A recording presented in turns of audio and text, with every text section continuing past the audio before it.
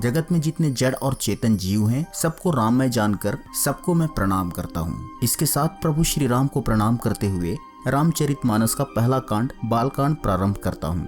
प्राचीन काल के कैकेयी देश से हमारी कथा की शुरुआत होती है। वहाँ सत्यकेतु नाम का राजा रहता था। राजा बहुत गुणी, तेजस्वी, प्रतापी, सुशील व बलवान था। आगे चलकर राजा के 2 वीर पुत्र हुए। दोनों के अंदर राजा की सारी खूबियां थी। बड़े लड़के का नाम प्रताप भानु था, जो कि राजा का उत्तराधिकारी था। दूसरे पुत्र का नाम अरिमर्दन था, जो कि बहुत बलशाली था। दोनों भाइयों में बड़ा मेल था। सभी छल से मुक्त थे, कोई दोष नहीं था। कुछ समय बाद राजा अपने जेठ पुत्र के हवाले राजपाट सौंपकर खुद वन में भगवान का भजन करने चले गया।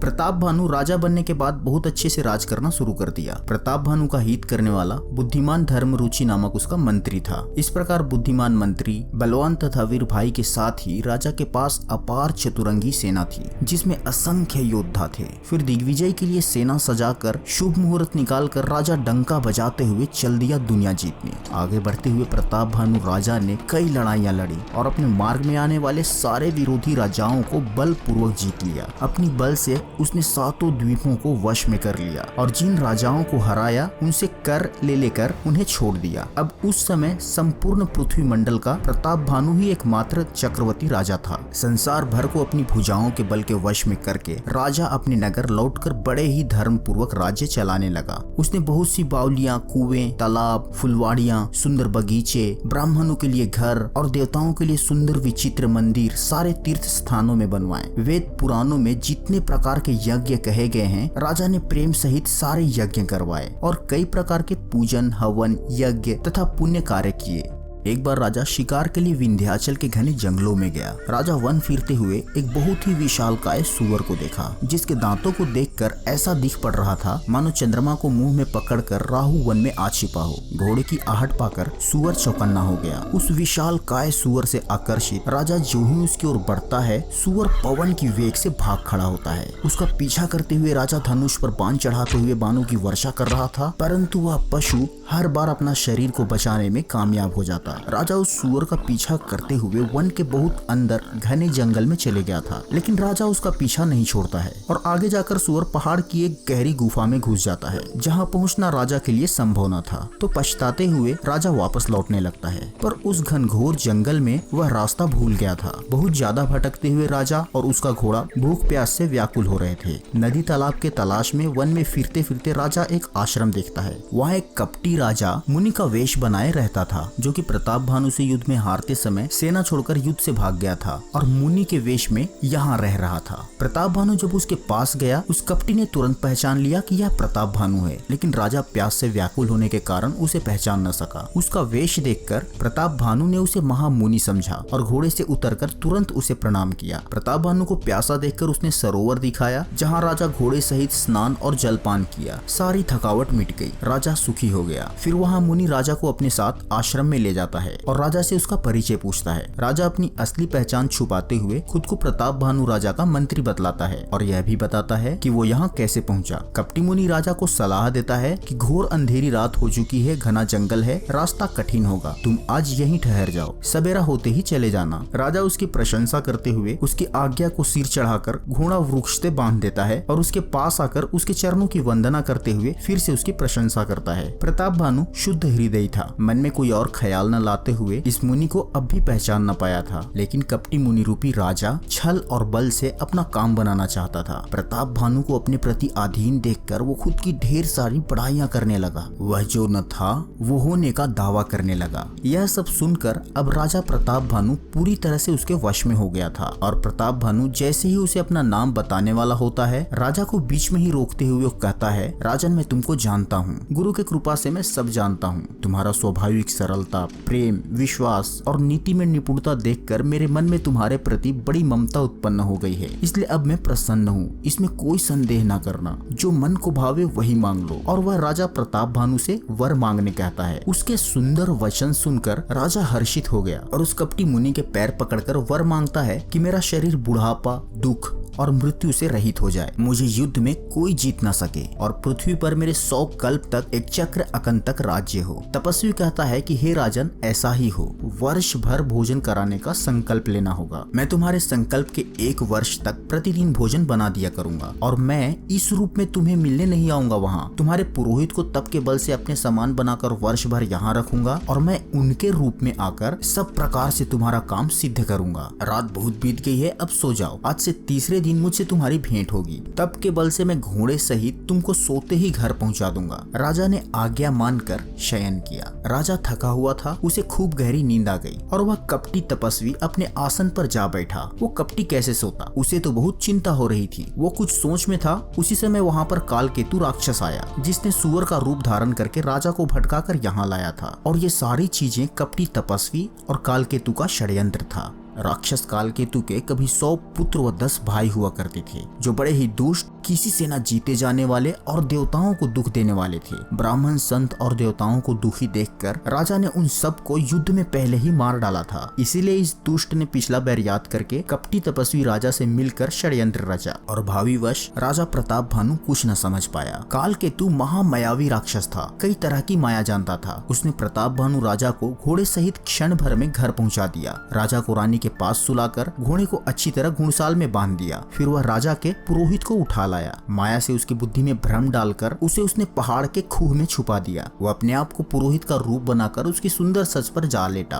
राजा सवेरे होने के पहले ही जागा और खुद को अपने घर पर देखकर आश्चर्य से कपटी तपस्वी की प्रशंसा किया। फिर 3 दिन बीतने पर पुरोहित के रूप में राक्षस आया और राजा के साथ हुई गुप्त सलाह के अनुसार सब विचार उसे समझाकर कह दिया। इसे देखकर राजा खूब प्रसन्न था। भ्रमवश उसे चेत न रहा कि यह मुनि है या कालकेतु राक्षस। उसने तुरंत 1 लाख उत्तम ब्राह्मणों को कुटुंब सहित निमंत्रण दे दिया। रसोई में पुरोहित ने मायामयी रसोई तैयार की। अनेक प्रकार के व्यंजन बनाए, जिसमें कई प्रकार के पशुओं का मांस मिलाया और उसमें उस दुष्ट ने ब्राह्मण का मांस मिला दिया। वहाँ राजा सब ब्राह्मणों को भोजन के लिए बुलाया और चरण धोकर आदर सहित बिठाया। फिर ज्यों ही राजा भोजन को परोसने लगा, उस कालकेतु राक्षस ने आकाशवाणी की, हे ब्राह्मणों, उठ उठ कर अपने घर जाओ, यह अन्न मत खाओ, रसोई में ब्राह्मणों का मांस बना है। आकाशवाणी का विश्वास करते हुए ब्राह्मण उठ खड़े हुए। बेचारा राजा व्याकुल हो गया, चाहकर भी अपने मुंह से कुछ न बोल पाया। तब ब्राह्मण बिना कुछ विचार किए क्रोध सहित बोले, अरे नीच क्षत्रिय, तूने तो परिवार सहित ब्राह्मणों को बुलाकर उन्हें नष्ट करना चाहता था। ईश्वर ने हमारे धर्म की रक्षा की। हमारा श्राप है कि अब तू परिवार सहित नष्ट होगा। 1 वर्ष के भीतर तेरा नाश हो जाए। तेरे कुल में कोई पानी देने वाला तक न जीवित रहेगा। अरे मूर्ख राजा, तू जाकर परिवार सहित राक्षस हो जा।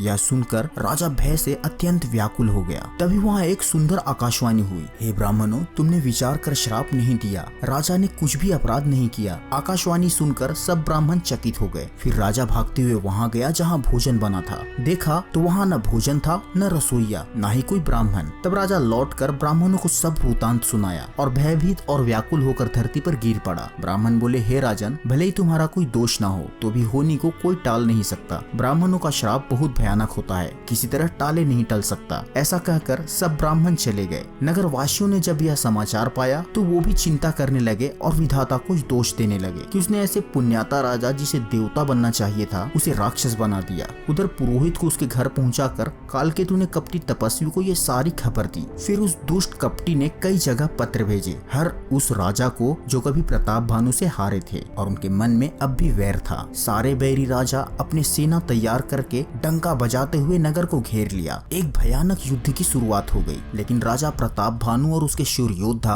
ब्राह्मण श्राप समझकर इसका ज्यादा विरोध न कर पा रहे थे। आधे बल से लड़ रहे थे। कई दिनों तक यह लड़ाई चली और राजा प्रताप भानु के सब योद्धा शूरवीरों की करनी करके रण में जूझ मरे। राजा प्रताप भानु भी अपने भाई सहित मारा गया और सत्यकेतु के कुल में कोई नहीं बचा। ब्राह्मणों का श्राप सच निकला। शत्रु को जीतकर और नगर को फिर से बसाकर सब बैरी राजा विजय और यश पाकर अपने अपने नगर वापस लौट गए। समय पाकर अगले जन्म में वही राजा प्रताप भानु परिवार सहित रावण नाम का राक्षस हुआ। उसके 10 सिर और 20 भुजाएं थी।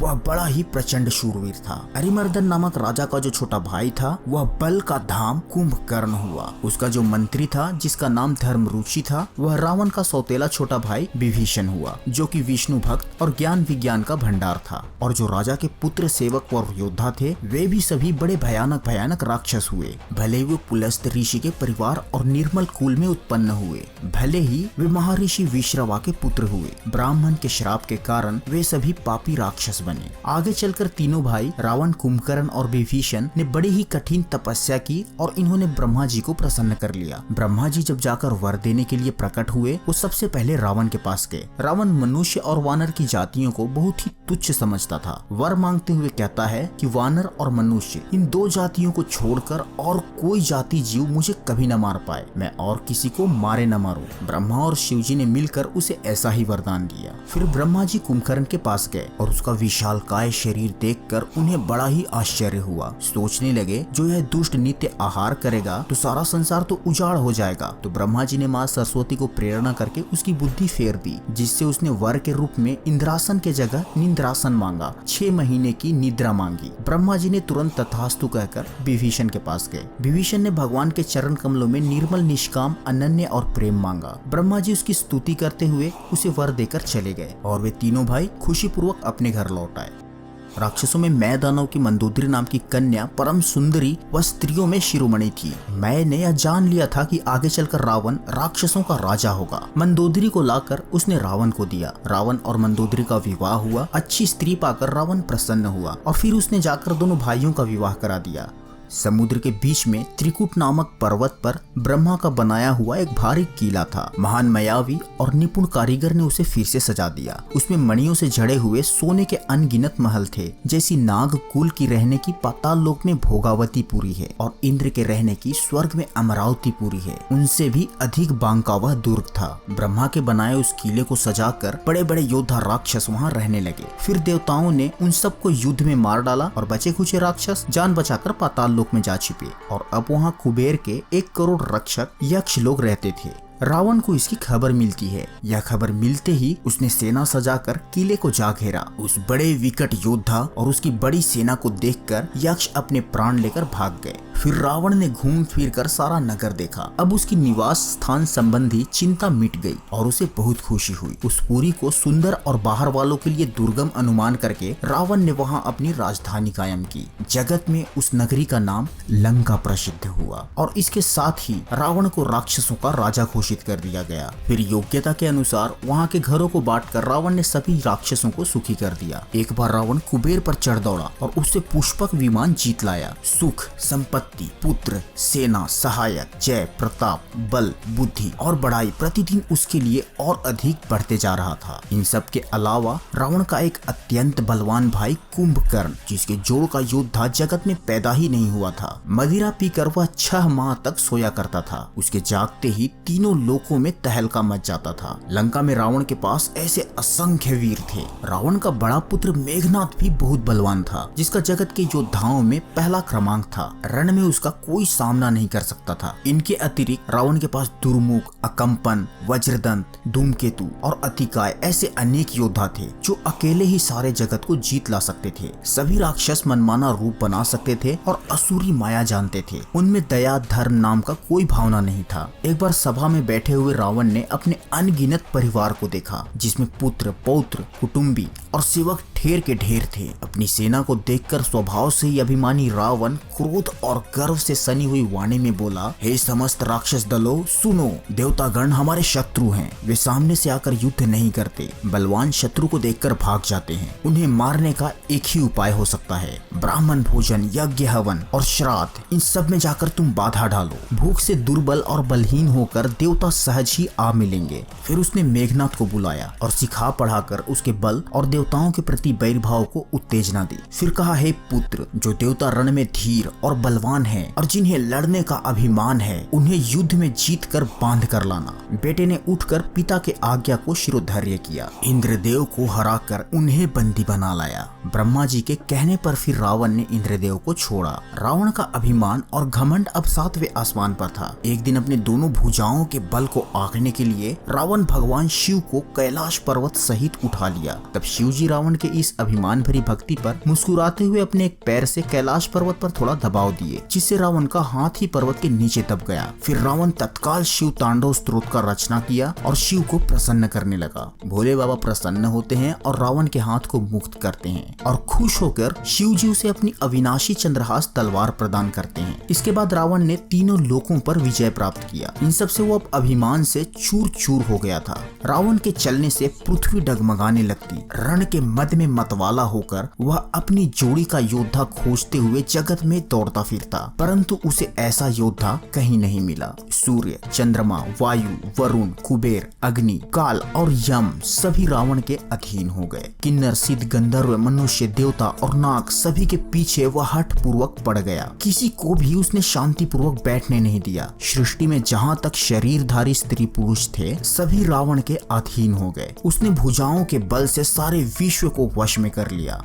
देवता, यक्ष, गंधर्व, मनुष्य, किन्नर और नागों की कन्याओं तथा बहुत सी अन्य सुंदर और उत्तम स्त्रियों को उसने अपनी भुजाओं के बल से जीतकर ब्याह कर लिया। रावण के आदेश पर समस्त राक्षस दल भी भयानक पाप भरे उपद्रव मचा रहे थे। जहाँ कहीं भी वो गाय और ब्राह्मणों को पाते उसी नगर, गांव और पूर्व में आग लगा देते। उनके डर से कहीं भी शुभ आचरण नहीं होते थे। अब तो देवता, ब्राह्मण और गुरु को भी कोई नहीं मानता था। ना कहीं हरि भक्ति थी, ना यज्ञ और ना ही तप। संसार में ऐसा भ्रष्ट आचरण फैल गया कि धर्म तो कानों में सुनने में ही नहीं आता था। पराये धन और पराई स्त्री पर मन चलाने वाले दुष्ट, चोर और जुआरी बहुत बढ़ गए। लोग माता पिता व देवता को नहीं मानते थे और साधुओं की सेवा करना तो दूर, उनसे अपनी सेवा करवाते थे। इस प्रकार धर्म के प्रति लोगों की अरुचि, अनास्था देखकर पृथ्वी व्याकुल हो उठी। सोचने लगी कि पर्वतों, नदियों और समुद्रों का बोझ मुझे इतना भारी नहीं जान पड़ता है जितना भारी मुझे सिर्फ एक अनिष्ट करने वाला लगता है। पृथ्वी सारे धर्मों के विपरीत देख रही थी, पर रावण के भय से भयभीत वह कुछ बोल नहीं सकती थी।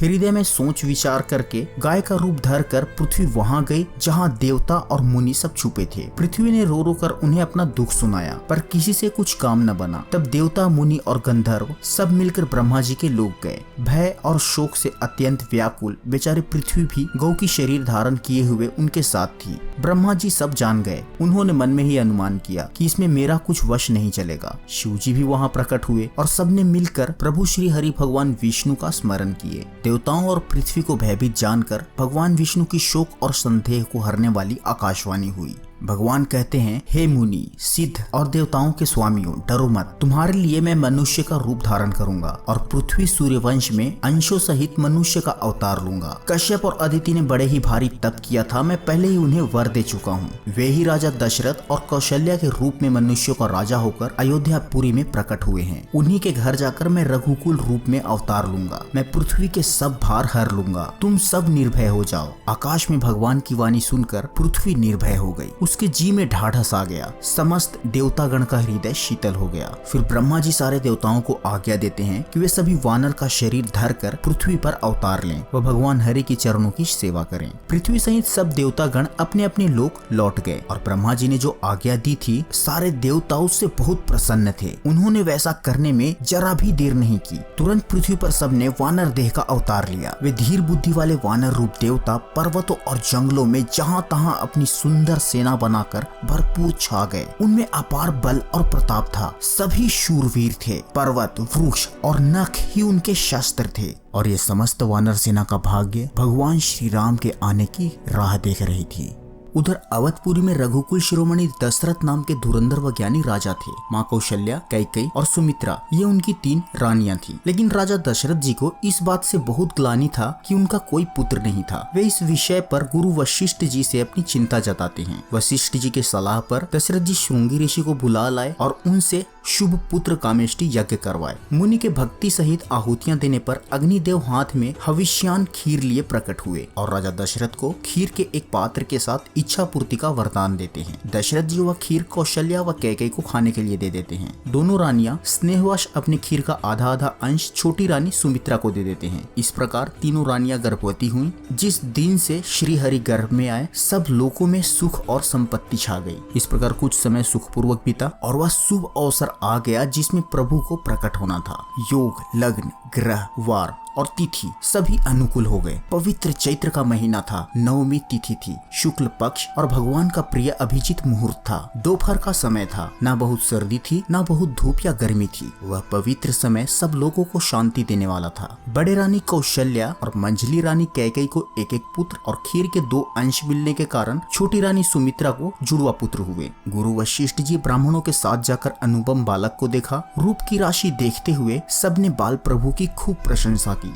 पुत्रों की खुशी में राजा दशरथ ने सबको खूब दान और भेंट दिए। सारा नगर आनंद मग्न हो गया। इस प्रकार कुछ दिन बीत गए और चारों बालकों के नामकरण का समय आ गया। मुनिश्री वशिष्ठ जी ने सबसे बड़े बालक महारानी कौशल्या पुत्र का नाम राम, उनसे छोटे कैकेयी पुत्र का नाम भरत व उनसे छोटे सुमित्रा के जुड़वे पुत्रों का नाम लक्ष्मण व शत्रुघ्न रखे। साथ ही वशिष्ठ जी ने यह भविष्यवाणी भी की कि चारों भाइयों में परस्पर अटूट प्रेम रहेगा। चारों बालक बाल लीला करते हुए बड़े होने लगे। चारों भाई शील, रूप और गुण के धाम थे। भाइयों में बचपन से ही असीम प्रेम था, मेल जोल था। लेकिन लक्ष्मण जी का राम जी के प्रति कुछ ज्यादा ही प्रीत था। बचपन से ही राम को अपना परम हितैषी स्वामी जानकर उनके चरण कमलों में प्रीत जोड़ ली। इस प्रकार श्री राम अपने भाइयों के साथ बाल लीलाएं करते हुए माता पिता, कुटुंब, सेवक व समस्त नगर वासियों को आनंदित करते हुए बड़े होने लगे। जीवन में शिक्षा का सर्वाधिक महत्व है, इसलिए चारों भाइयों का भी शिक्षा का समय आता है। राजा दशरथ अपने चारों पुत्रों को गुरुकुल की शिक्षा का महत्व बताते हैं। जीवन में शिक्षा क्यों आवश्यक है, सनातन परंपरा अनुसार ब्रह्मचर्य का क्या महत्व है और ब्रह्मचारी को किन किन नियमों का पालन करना है। राजा दशरथ पुत्रों को समझाते हैं कि उन्हें गुरुकुल में रहकर गुरु की कैसे सेवा करनी है और उनके बनाए नियमों का किस प्रकार आदर करना चाहिए। वे अपने पुत्रों को यह भी बताते हैं कि गुरुकुल में सब एक समान होते हैं। उन्हें वहाँ राजपुत्र होने का गर्व नहीं आना चाहिए। उन्हें गुरुकुल में रहकर वेद, वेदांत, स्मृति, उपनिषद, खगोल, गणित, संगीत और राजनीति सबकी शिक्षा ग्रहण करनी है।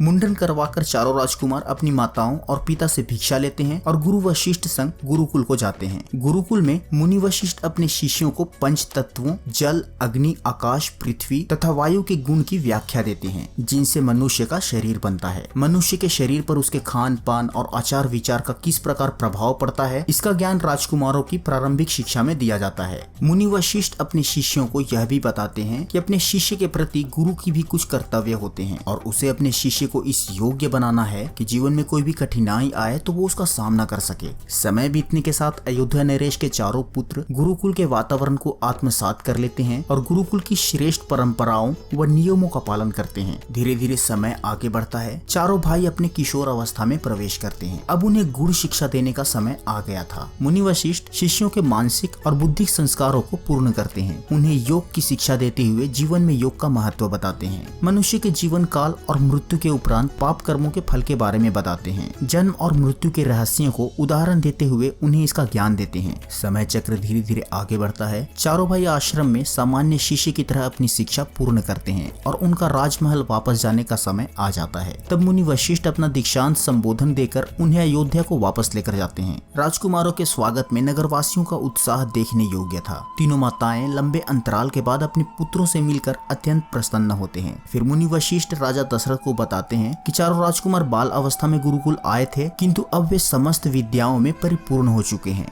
इसके बाद चारों राजकुमारों का समय राजमहल में माता पिता के साथ व्यतीत होने लगता है। उधर असुरों के अत्याचार से संत समाज प्रताड़ित थे। ऋषि विश्वामित्र संतों के साथ यज्ञ कराना चाहते थे तो ताड़का नामक राक्षसी यज्ञ में बाधा डाल देती थी और यज्ञ रुक जाता था। इससे दुखी होकर सारे संत ऋषि विश्वामित्र से कहते हैं कि इन असुरों का कुछ करना होगा। इस पर विश्वामित्र राजा दशरथ के पास सहायता मांगने जाते हैं। अयोध्या में ऋषि विश्वामित्र का स्वागत सम्मान पूर्वक होता है। विश्वामित्र राजा दशरथ से अपनी व्यथा सुनाते हैं। वह उनसे राम लक्ष्मण को उनके साथ तपोवन भेजने के लिए कहते हैं, किंतु पिता का प्रेम इसके लिए सहमत नहीं होता। तब मुनि वशिष्ठ अपने शिक्षा के अनुभव से राजा दशरथ को राम के गुणों का बखान करते हैं। वे बताते हैं कि राम में वह शक्ति है जो इन असुरों का नाश कर सकती है। अंततः राजा दशरथ सहमत हो जाते हैं और राम लक्ष्मण को विश्वामित्र जी के साथ जाने का आदेश देते हैं। राम और लक्ष्मण ऋषि विश्वामित्र के साथ प्रस्थान करते हैं। मार्ग में महर्षि राम व लक्ष्मण को राक्षसी ताड़का से जुड़ी सारी भयावह बातें बताते हैं। आगे जाते हुए तपोवन में श्री राम का सामना ताड़का से होता है। दोनों दोनों के बीच भयानक युद्ध का शुरुआत हो जाता है। तब महर्षि राम को कहते हैं कि सूर्यास्त के पहले ताड़का का वध करना होगा, क्योंकि सूर्यास्त के बाद असुरी शक्तियां बढ़ जाती है। और फिर श्री राम ऋषि विश्वामित्र के आदेश का पालन करते हैं और ताड़का का वध कर देते हैं। राम के बारे में अपना आकलन सही देखकर महर्षि विश्वामित्र अत्यंत प्रसन्न होते हैं। उनको विश्वास हो जाता है कि भविष्य की सभी संकटों पर राम विजय प्राप्त कर सकते हैं। फिर ऋषि विश्वामित्र राम को दिव्य अस्त्रों का ज्ञान देने का निश्चय करते हैं और उन्हें क्षत्रिय धर्म का महत्व बताते हैं और सचेत करते हैं कि क्षत्रिय को धर्म पालक के रूप में शस्त्र धारण करना चाहिए। उसे न तो अकारण अस्त्र शस्त्र का प्रयोग करना चाहिए और न ही किसी निर्दोष पर शस्त्र का प्रहार करना चाहिए। फिर वे राम को दिव्य अस्त्रों का महत्व और उनके मंत्र बताते हैं। सारे दिव्य अस्त्रों के बारे में बताते हुए वे श्री राम को शिव का शूलमार्ग, ब्रह्मास्त्र, श्री नारायण अस्त्र और ऐसे कई दिव्य अस्त्रों से राम को आत्मसात करते हैं। इसके साथ ही महर्षि राम लक्ष्मण को ऐसी विद्या देते हैं जिससे भूख प्यास न लगे और शरीर में अतुलित बल और तेज का प्रकाश हो। फिर इसके बाद श्री राम व लक्ष्मण के संरक्षण में विश्वामित्र जी अपना यज्ञ प्रारंभ करते हैं। यज्ञ की पूर्ण आहुति के दिन आश्रम में असुर सुबाहु और मारीच आते हैं और यज्ञ में विघ्न डालने की चेष्टा करते हैं। भ्राता लक्ष्मण के साथ वहां पहरा दे रहे श्री राम सुबाहु का तुरंत वध कर देते हैं। सुबाहु को मरा देख उसका भाई मारीच अत्यंत क्रोधित हो जाता है। क्रोधित होते हुए वो राम की ओर दौड़ता है और राम के बाण से आहत होकर मारीच 100 योजन दूर दक्षिण में समुद्र तट पर जा गिरता है। और इधर छोटे भाई लक्ष्मण भी बचे राक्षसों के सेना का संहार कर डाला। और इस प्रकार राम लक्ष्मण ने समस्त संत मुनि व ब्राह्मणों को निर्भय कर दिया। इससे प्रसन्न होकर ऋषि विश्वामित्र राम का आभार मानते हैं। वे राम को अपने साथ मिथिला चलने के लिए आमंत्रित करते हैं, जहाँ के राजा जनक जी की पुत्री सीता जी का स्वयंवर होने वाला था। मिथिला नरेश जनक के पास भगवान शिव का एक अनोखा धनुष था, जिसे तोड़ने वाले वीर से ही सीता का विवाह करने का जनक ने प्रतिज्ञा ली थी। राम व लक्ष्मण को ये सारी बातें बताते हुए ऋषि विश्वामित्र मिथिला की ओर निकल पड़ते हैं। मार्ग में एक आश्रम दिखाई पड़ा, जहाँ पशु पक्षी कोई भी जीव जंतु नहीं था। वहाँ पत्थर की एक शिला को देखकर राम उस बारे में पूछते हैं। तब ऋषि विश्वामित्र राम और लक्ष्मण को अहिल्या की कहानी सुनाते हैं कि किस प्रकार देवराज इंद्र के कपट से अहिल्या जी को अपना पति गौतम ऋषि का श्राप मिलता है और श्रापवश अहिल्या पत्थर की देह धारण किए बड़े धीरज से श्री हरि के अवतार राम जी के चरण कमलों की धूल चाहती थी। राम जी के चरण स्पर्श से अहिल्या का उद्धार होता है। राम जी के चरणों का स्पर्श पाते ही सचमुच वह तपोमूर्ति अहिल्या प्रकट हो गई और श्री राम के गुणगान गाते हुए आनंदमय होकर पति लोक चली गई। फिर राम लक्ष्मण और विश्वामित्र भी अपने मार्ग पर आगे चल देते हैं। वे वहाँ गए जहाँ जगत को पवित्र करने वाली नदी गंगा जी थी। वहाँ विश्वामित्र जी ने वह सब कथा सुनाई कि कैसे देव नदी गंगा जी आकाश से धरती पर आई। इसके बाद राम लक्ष्मण ऋषियों सहित गंगा जी में स्नान किए और अपने मार्ग पर आगे बढ़ गए और शीघ्र ही जनकपुर पहुँच गए। जनकपुर एक बहुत ही सुंदर नगरी था। वहाँ की शोभा देखकर राम लक्ष्मण अत्यंत हर्षित हुए। आमों का एक सुंदर सुहावना बाग देखकर विश्वामित्र जी राम लक्ष्मण और कुछ मुनियों के साथ वहीं ठहर गए। मिथिलापति जनक जी ने जब यह समाचार पाया कि महामुनि विश्वामित्र आए हैं, तब बड़े ही पवित्र हृदय से प्रसन्नता पूर्वक वे उनके आदर सम्मान करने चले गए। महामुनि को प्रणाम करके जनक जी जब राम व लक्ष्मण को देखते हैं, उनके वैराग्य रूप को देखकर कुछ पल के लिए वे मंत्र मुग्ध हो जाते हैं। तब विश्वामित्र जी दोनों दशरथ पुत्र राजकुमारों का परिचय देते हैं, साथ ही असुरों को मारने की व यज्ञ रक्षा करने की भी बात बतलाते हैं। राजा जनक सहित सारे नगरवासी यह सुनकर बहुत प्रभावित हो गए। फिर राजा जनक राम लक्ष्मण व विश्वामित्र के ठहरने की उत्तम व्यवस्था करते हैं और फिर रात्र हो जाती है। दूसरे दिन सुबह पूजा के लिए फूल लेने दोनों भाई जनक जी के बगीचे में गए। बगीचा अत्यंत सुंदर था। संजोगवश उसी वक्त राजकुमारी सीता भी वहाँ आई हुई थी, यही बाग में माँ पार्वती के मंदिर में पूजा करने। अपने लिए योग्य वर मांगकर पूजा संपन्न करके सीता जी मंदिर के बाहर आते हैं, जहाँ बाहर ही राम और लक्ष्मण फूल तोड़ रहे थे। सीता जी श्री राम को देखते हैं, वह श्री राम सीता जी को। सुंदरता को भी सुंदर करने वाली राजकुमारी सीता जी की शोभा देखकर राम जी हृदय में उनकी सराहना करते हैं। वह अत्यंत सुखी होते हैं। राम जी को देखकर सीता के भी नेत्र ललचा उठे। वे ऐसे प्रसन्न हुए मानो उन्होंने अपना खजाना पहचान लिया हो। लेकिन अपने पिता जनक जी का अधीन जानकर थोड़ा दुखी भी हो जाते हैं। मन में विलाप करते हुए सोचती हैं कि शिव जी का धनुष कठोर है और ये सुकुमार अगर उसे तोड़ न पाए तो। प्रेमवश सीता जी पुनः मंदिर गईं और माता पार्वती से श्री राम को अपने वर के रूप में मांगकर उनके चरण पकड़ लिए। फिर राजकुमारी सीता राजमहल लौट गई। वह फूल लेकर राम और लक्ष्मण विश्वामित्र के पास चले गए। अगले दिन आज सीता स्वयंवर का दिन था। जनकपुर में चारों ओर उमंग का वातावरण था। विश्वामित्र राम लक्ष्मण को भी अपने साथ स्वयंवर में ले जाते हैं। शहनाई तुराही और शंख ध्वनि के साथ स्वयंवर प्रारंभ होता है। कई राज्यों के राजा इस स्वयंवर में भाग लेने आए थे। उनमें कुछ असुर व देव भी मनुष्य के रूप में आए हुए थे। समस्त राजाओं के बीच आक्रोश मचा था कि धनुष को मैं तोड़ूंगा, धनुष को मैं तोड़ूंगा। अगर मुझसे पहले कोई इसे तोड़ दिया तो मैं उसे जिंदा न छोड़ूंगा। इनकी ललकार भरी बातों से राजा जनक कुछ परेशान से होते हैं। तभी विश्वामित्र राम व लक्ष्मण के साथ सभा में प्रवेश करते हैं, जिन्हें देखकर जनक का चेहरा खिल उठता है। वे आगे बढ़कर इनका स्वागत करते हैं। राजाओं के बीच कौतूहल उपज जाता है, लेकिन वे आश्वस्त थे कि सुकोमल दिखने वाले राम लक्ष्मण शिव धनुष को हिला भी नहीं पाएंगे। फिर सीता जी को स्वयंवर स्थल पर लाया जाता है। भांटों की एक टोली राजा जनक की प्रशंसा में गीत गाती है। भांट अपनी गीत में राजा जनक की प्रण बताते हैं और अपनी गीत में आगे बताते हैं कि राजाओं की भुजाओं का बल चंद्रमा है और शिव जी का धनुष राहु। वह भारी है, कठोर है। बड़े भारी भारी योद्धा रावण और बानासुर भी इस धनुष को देखकर चुपके से चलते बने। उठाना तो दूर रहा, छूने तक की हिम्मत नहीं की। उसी शिव जी के कठोर धनुष को आज इस राज समाज में जो भी तोड़ेगा, तीनों लोगों के विजय के साथ ही शिव धनुष तोड़ने वाले पराक्रमी के साथ सीता जी का विवाह होगा। प्रण सुनकर वहां उपस्थित सारे राजा ललचा उठे। सारे राजा और क्षत्रिय अपना बल और पराक्रम दिखाने बारी बारी से आते हैं, लेकिन शिव धनुष को अपने स्थान से हिला तक नहीं पाते। राम और लक्ष्मण शांत होकर यह सब देख रहे थे, लेकिन ये दृश्य देखकर सीता जी की माता महारानी सुनैना चिंतित हो जाती हैं। फिर कई राजा एक साथ मिलकर इस धनुष को उठाने के लिए आगे बढ़ते हैं, लेकिन राजा जनक इसे अपमानपूर्ण मानकर रोक देते हैं। फिर राजा जनक सभा को निराशाजनक स्वर में संबोधित करते हुए कहते हैं कि उन्होंने प्रण को ठान कर अपनी पुत्री के विवाह को और ज्यादा कठिन बना दिया है। वे सवाल उठाते हैं कि क्या पृथ्वी वीरों से खाली हो चुकी है। जनक का यह वचन लक्ष्मण को तीर की भांति चुभती है। वे उठकर जनक को टोकते हुए कहते हैं कि उन्हें याद रखना चाहिए कि इस सभा में सूर्यवंशी रघुकुल के युवराज श्री राम उपस्थित हैं। फिर भगवान शेषनाग के अवतार लक्ष्मण जी चुनौती देते हैं कि यदि उन्हें अपने गुरु की आज्ञा मिल जाए तो वे पूरे ब्रह्मांड को गेंद की भांति उछाल कर अपना पराक्रम दिखा सकते हैं। लेकिन श्री राम लक्ष्मण को आसन पर वापस आने के लिए कहते हैं। फिर विश्वामित्र सभा की मनोभाव को पढ़ते हैं और श्री राम को राजा जनक की परेशानी दूर करने की आज्ञा देते हैं। गुरु की आज्ञा पाकर राम सहज भाव से शिव धनुष के पास जाते हैं। यह देख अन्य राजा उनका उपहास उड़ाते हैं। तमाम शंकाओं से ग्रसित महारानी सुनैना भी राम के किशोरवय को देखकर परेशान हो जाती हैं। कहती हैं कि राक्षस राज बलशाली रावण और बानासुर जैसे दिग्विजय वीर हार के भय से जिस धनुष को छुआ तक नहीं, बल्कि घमंड करने वाले सारे बलशाली राजा घमंड करके हार गए, वही धनुष इस सुकुमार राजकुमार के हाथ में दे रहे हैं। गुरु विश्वामित्र जी को कोई समझाता भी नहीं। लेकिन तभी महारानी की सखियां राम जी की समर्थता के बारे में बताते हुए उनके मन की उदासीन मिटाती हैं। उस समय राम जी को देखकर सीता जी भयभीत हृदय से धीरज धरकर सभी देवताओं से प्रार्थना करने लगती हैं। जानकी जी की यह व्याकुलता श्री राम भी देखते हैं और अपने प्रति यह विशेष प्रेम देख वे पुलकित हो गए।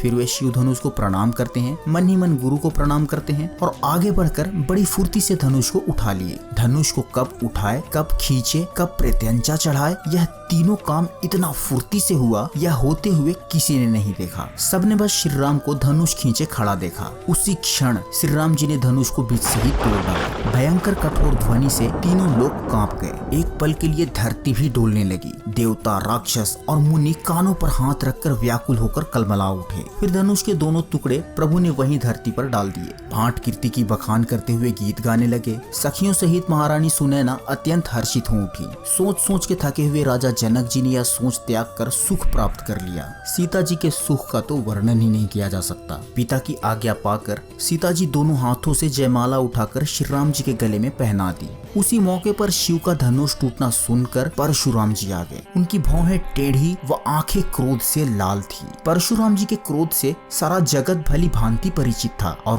कोई इसका सामना न करना चाहता था। ये दुष्ट राजा जो कुछ देर पहले मुंह बजा रहे थे, उन्हें देखकर सब सकुचा गए, मानो बाज के झपटने पर सब बटेर छुप गए हों। धनुष बाण और फरसा धारण किए परशुराम जी का भयानक वेश देखकर सब राजा भय से व्याकुल होकर उठ खड़े हुए। वो पिता सहित अपना नाम कहकर दंडवत प्रणाम करने लगे। राजा जनक के आज्ञा से सीता जी व मुनि विश्वामित्र के आज्ञा से राम व लक्ष्मण परशुराम जी को प्रणाम करके आशीर्वाद लेते हैं। लेकिन तभी वहाँ धनुष के टुकड़े पृथ्वी पर पड़े हुए देखकर परशुराम जी के शरीर में क्रोध उमड़ गया। अत्यंत क्रोधित होकर वे बोले, रे मूर्ख जनक, बता धनुष किसने तोड़ा, उसे शीघ्र दिखा, नहीं तो अरे मूढ़, आज मैं जहाँ तक तेरा राज है वहाँ तक की पृथ्वी को उलट दूंगा। सीता समेत राजा जनक अत्यंत डर गए। तब श्री राम सब लोगों को व सीता जी को भयभीत देखकर परशुराम जी को बड़े आदर पूर्वक शांत करने की कोशिश करते हैं। लेकिन शांत होने के बजाय परशुराम और ज्यादा क्रोधित हो उठते हैं। अपने ज्येष्ठ भ्राता के प्रति निरादर भरी वाणी व क्रोध देखकर लक्ष्मण जी अपने आप को रोक न पाए। वह कुछ देर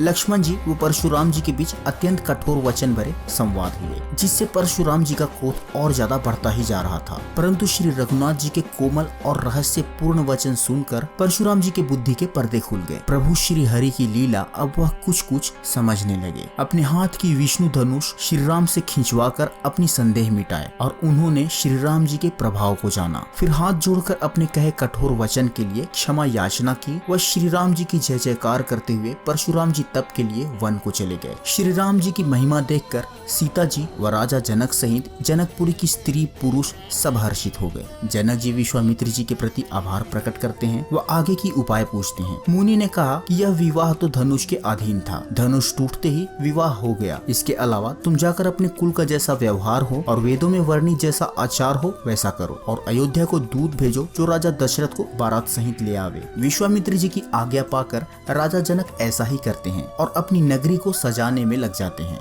फिर राजा जनक का संदेश अयोध्या पहुंचता है। राजा दशरथ जी जनक जी के दूतों को तुरंत महल बुलाकर प्रणाम करते हैं और राजदूतों को राज्य के तरफ से उपहार भेंट करते हैं, जिसे दूत स्वयं को लड़की का पक्ष बतलाकर विनय पूर्वक अस्वीकार करते हैं। फिर दूत देवव्रत राम और सीता के विवाह हेतु राजा जनक का प्रस्ताव उनके सम्मुख रखते हैं और उन्हें बारात लाने का आमंत्रण देते हैं। महर्षि वशिष्ठ जी इस निमंत्रण को स्वीकृति प्रदान करते हैं। राजा दशरथ ऋषियों, मुनियों, मंत्रियों तथा समस्त प्रजाजन को बारात में चलने का निमंत्रण भरत व शत्रुघ्न के द्वारा भिजवाते हैं। अत्यंत श्रेष्ठ बारात के साथ नगाड़े बजाते हुए राजा दशरथ जी जनकपुर पहुंच गए। वह श्री रामचंद्र जी व जानकी जी का ब्याह संपन्न हुआ। तुरंत वहीं कुशध्वज की बड़ी कन्या मांडवी का ब्याह भरत जी से, सीता जी की छोटी बहन उर्मिला का ब्याह लक्ष्मण जी से व श्रुकीर्ति जी का ब्याह शत्रुघ्न जी से कराया गया। सब सुंदरी दुल्हनें सुंदर दुल्हों के साथ एक ही मंडप में ऐसा शोभा पा रही थी मानो जीव के हृदय में चारों अवस्थाएं अपने चारों स्वामियों सहित विराजमान हो। सब पुत्रों को बहुओं सहित देखकर अवध नरेश दशरथ जी ऐसे आनंदित होते हैं मानो वे राजाओं की शिरोमणि यज्ञ क्रिया, शुद्ध क्रिया, योग क्रिया और ज्ञान क्रिया सहित अर्थ, धर्म, काम व मोक्ष ये चारों फल पा गए हो। जनक जी दशरथ जी के साथ अपने संबंध हो जाने से बहुत खुश थे, साथ ही राजकुमारी सीता की विदाई से व्याकुल भी हो रहे थे। राजा दशरथ जी जनक जी के स्नेह, शील, करनी और ऐश्वर्य की सब प्रकार से सराहना करते हैं और फिर जब वे जनक जी के चेहरे पर पुत्री से विदाई की व्याकुलता देखते हैं तो बारात लेकर कुछ दिन और जनकपुर में ठहर जाते हैं। इसके बाद प्रतिदिन सवेरे उठकर अयोध्या नरेश जनक जी से विदा मांगते हैं, पर जनक जी उन्हें प्रेम से रख लेते हैं। दशरथ जी का जाना किसी को नहीं सुहाता। इस प्रकार बहुत दिन बीत गए, मानो बारात स्नेह की रस्सी से बंध गई हो। तब विश्वामित्र जी व शतानंद जी जाकर राजा जनक को समझाए। उनकी आज्ञा से जनक जी बारात की विदाई करते हैं और डंका बजाते हुए राजा दशरथ जी चारों वर वधु सहित बारात लेकर अयोध्या लौटते हैं। माँ कौशल्या सहित सब माताएं आनंदित होकर बहुओं सहित चारों पुत्रों को देखकर परमानंद आनंदित हो जाती हैं। श्री रामचंद्र जी विवाह करके घर आए व सब प्रकार के आनंद अयोध्या में आकर बसने लगा और इस तरह श्री रामचरितमानस का यह पहला सोपान बालकांड यहाँ समाप्त होता है। मित्रों, मिलता हूँ मैं अगले सोपान अयोध्या कांड में। जय श्री राम।